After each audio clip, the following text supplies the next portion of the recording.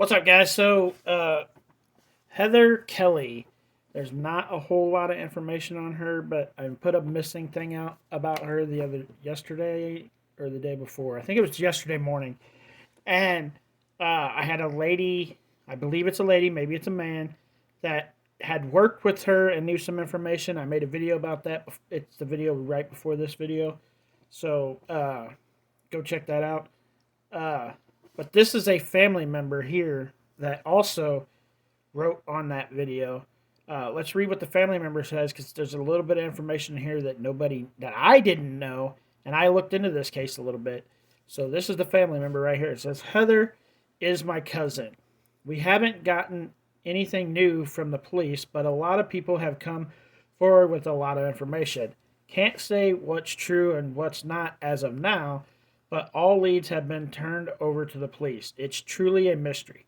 Very tragic. My entire family is heartbroken and we all want to know what really happened. Her vehicle was caught on fire. So, see, there's something I didn't know. So, I knew the vehicle was found, but I did not know that the vehicle was caught on fire. So, that's a little bit of new information for everybody that doesn't have any information about this case. That's a little bit right there. Her vehicle was caught on fire moments before police found it, unsure of the person that got out of the truck and started the fire. Items have been recovered in different locations that have only created more questions. One thing for sure is that Heather wouldn't have just left her children. This is what I've heard, and everything that I've found out about this case, everything I found out about this case, Heather would not leave her children. She has 8 kids, I believe, and everywhere in every little piece that I've found, that's been the number one thing. She would not leave her kids. I mean, one thing for sure is that wouldn't have just left her children, not even a possibility. I would like to say that Heather, if by chance a miracle happens and you see this, we love you and we won't stop until you're found. Please, if anyone knows anything, contact someone in our family or KDPS or Portage PD, or her kids miss her and want her home, or you can call your local 911.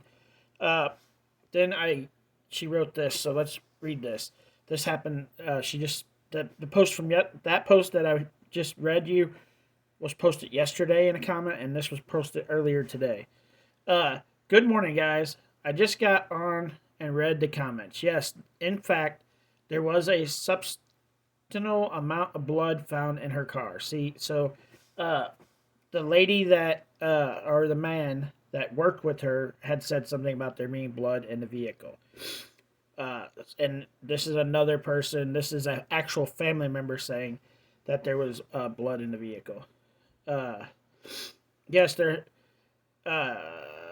yes, they have her boyfriend in custody at a federal holding facility on an unrelated charge, and police do believe he knows more than he's saying. But as I said last night, other people of interest are involved as well. We just want to know what happened and why and where is she. So there you go. Her boyfriend is under arrest for something, and there's potentially a few other people that are of interest in this case. For those who don't know my cousin, please allow me to share a little about her. Heather Mary Kelley is my first cousin, but we were raised like sisters. I was always at her house with my aunt, her mom. She annoyed the crap out of me. That's what cousins do.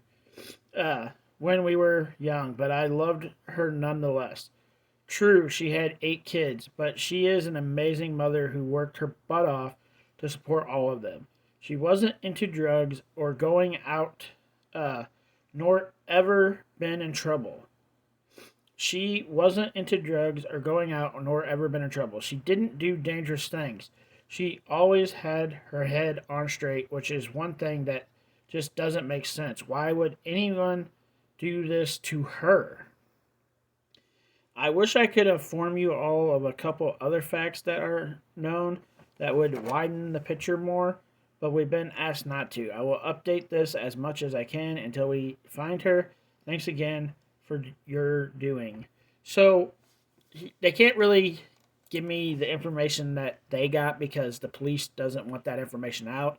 And that makes a lot of sense because once they figure out who they think actually did something to Heather, they'll have a way to catch the person in a lie. And that's why they don't give out all the information. But we do get a little bit of information here that uh, ain't really out there in this case yet. So the vehicle was burnt. We got that piece of information. I didn't know that. There was blood found in the vehicle. So it didn't burn enough to get rid of all the evidence. So there was some evidence of blood inside the vehicle. And her boyfriend is in jail and possibly could be a suspect. And there's a couple of other people that could also be suspects in this case.